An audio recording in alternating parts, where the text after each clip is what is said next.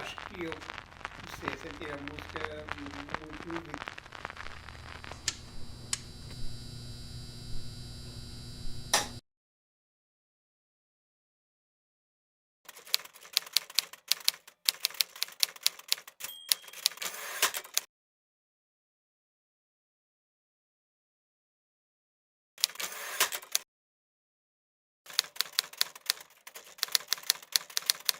We approach popular music not from the perspective of the industry with its three sequential stages of production, distribution, consumption, and the various processes associated with them, but from a developmental perspective, which is how any given person comes into contact with popular music, or with music in general, though it's more likely to be popular music.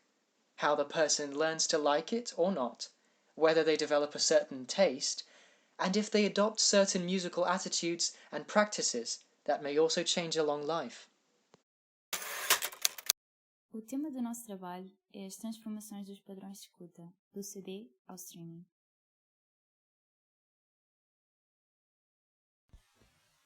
Vamos dividi-lo em 4 subtemas. Música como consumo, do CD à pirataria. Mobile music, dos primeiros dispositivos ao streaming. Música digital, a expansão do streaming. E, por fim, collective listening. Alô? Olha, tenho uma pergunta. Tu já ouviste falar de música portátil? Não? Então eu explico. O conceito de mobile music foi uma das maiores revoluções da indústria musical, pois não só abriu as portas para o que é hoje a nossa realidade de consumo musical, como transformou por completo a abordagem do consumidor com a música, facilitando, acima de tudo, os acessos aos meios de escuta. O conceito surgiu primeiro com o desenvolvimento da música portátil, ou seja, com a criação de dispositivos portáteis de fácil acessibilidade que permitiam que o consumidor ouvisse música em movimento. Dispositivos estes como o Walkman, o Discman, entre outros que davam uso aos CDs e às cassetes. Este novo conceito desencadeou novos hábitos de consumo, tornou a música transportável e transformou a audição numa experiência pessoal e exclusiva, em que cada pessoa passou a escutar a seleção musical da sua preferência de fones nos ouvidos.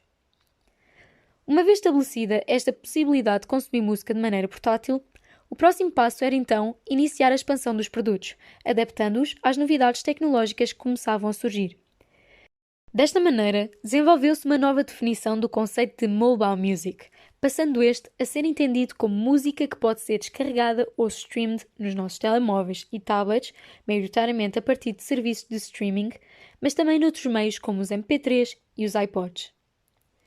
Este novo tipo de meios permitiu um menor custo financeiro para se ouvir música, mas permitiu principalmente que os consumidores pudessem agora aproveitar e beneficiar do maior número de músicas ao seu alcance, alterando para sempre as formas de consumo de todos nós e, indubitavelmente, aumentou a nossa necessidade e exigência de consumo, resultando no desenvolvimento estrondoso da indústria musical. O desenvolvimento da internet permitiu que uma infinidade de produtos fosse disponibilizada no ambiente da rede. Na música, duas principais inovações tecnológicas foram promovidas pela internet, o MP3 e o peer-to-peer. A revolução imposta pelo MP3 foi intensa e rápida. O formato estava presente em milhares de computadores e cedo surgiram dispositivos de leitura deste formato. O peer-to-peer é um formato de rede de computadores que habilita cada computador a ser ao mesmo tempo servidor e cliente. São exemplos de programas que utilizam o peer-to-peer, o Emule, BitTorrent e o Napster. Estes permitiam, assim, a partilha de ficheiros MP3 entre milhares de pessoas. As atividades ilegais de download, upload e partilha de arquivos digitais foram designadas de pirataria digital. Contudo, esta pressupunha uma pirataria física, que já existia anteriormente, decorrente da gravação de material recolhido para a rede. Para compreender o que levou as pessoas a aderirem à pirataria digital, temos de distinguir entre pirataria comercial e pirataria livre entre utilizadores. A primeira tem intenções criminosas. A segunda é bastante mais complexa de explicar. De entre as justificações dos seus adeptos, destaca-se o uso pessoal de bens, o desacordo com as leis do copyright, ou simplesmente a comparação de custos-benefícios, onde os benefícios são óbvios e imediatos, mas os custos são remotos. A revolução da internet fez com que as pessoas escutem música em formato digital. E a pirataria não deve ser um problema a ser combatido, mas sim adequado. A adesão às plataformas de serviços de streaming com meio de escuta musical é um fenómeno que tem vindo a aumentar. O consumo de música mostra-se assim cada vez mais acessível e uma das possibilidades que estas plataformas apresentam é a grande abrangência na escolha e descoberta de géneros musicais. Na maioria destas plataformas existe uma grande acessibilidade à exploração e descoberta musical, não só pela disponibilidade de pesquisa de muitos artistas e géneros, mas também pelas recomendações que a própria plataforma faz. Revela-se assim, portanto, nesta acessibilidade a criação de playlists. Tomando como exemplo o Spotify ou o YouTube, em que a própria plataforma cria playlists personalizadas para a descoberta de música baseando-se nos gostos e escolhas dos ouvintes. As motivações que levam os consumidores a escolher estas plataformas como meio de escuta, ao invés de qualquer outro meio, é também relevante e pode relacionar-se com as gratificações que se obtêm através desta escolha, as quais podem resumir a fatores como comunicação, entretenimento e o escapismo do cotidiano.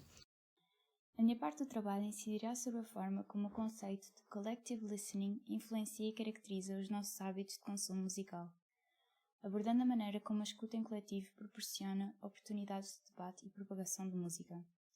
Tive em conta que coletivo não significa necessariamente uma multidão ou um grande grupo de pessoas. Podem ser apenas duas pessoas. Por outras palavras, utilizo o coletivo como oposto de individual. Levantarei questões sobre a forma como a escuta coletiva está envolvida em diferentes cadeias emocionais e com frequência ficamos presos na dicotomia entre concordar com os gostos de alguém e diferir destes, distanciando-nos assim da própria pessoa. Ao debater sobre este tema, irei ter em conta a sua dependência de tecnologias, formatos e géneros musicais, condições geográficas, circunstâncias sociais e políticas e em geral da história. Certamente o contexto político, jurídico e social influencia a relevância das formas de escuta coletiva em cada momento histórico. Da mesma forma que a própria música pode ser considerada mais ou menos adequada para ser ouvida em grupo. Atualmente, a visão das práticas contemporâneas de escuta está a ser desafiada por diferentes tipos de eventos e iniciativas, que podem sinalizar um retorno à escuta coletiva sobre novas formas. Estas vêm certamente quebrar a representação convencional do ouvinte de fones como um indivíduo isolado e, ao mesmo tempo, criam novas formas de compartilhamento social que são mais facilmente inseridas no nosso cotidiano.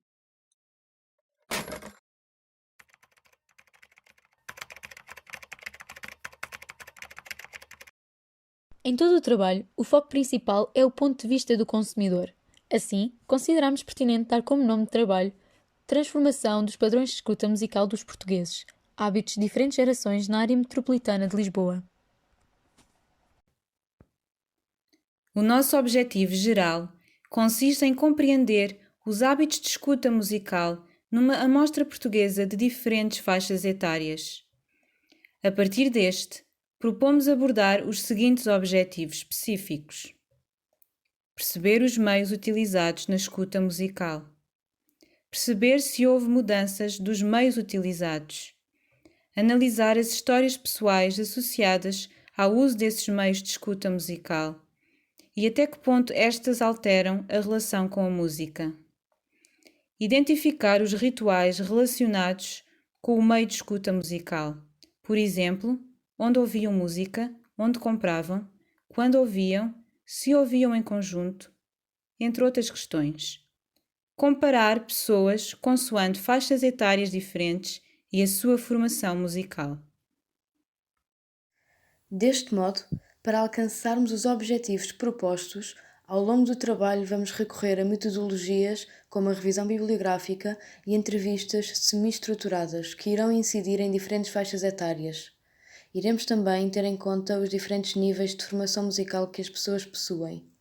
Uma vez que as entrevistas estão ainda por se realizar, para a apresentação deste vídeo, começamos por fazer apenas algumas perguntas iniciais a 4 pessoas de faixas etárias diferentes.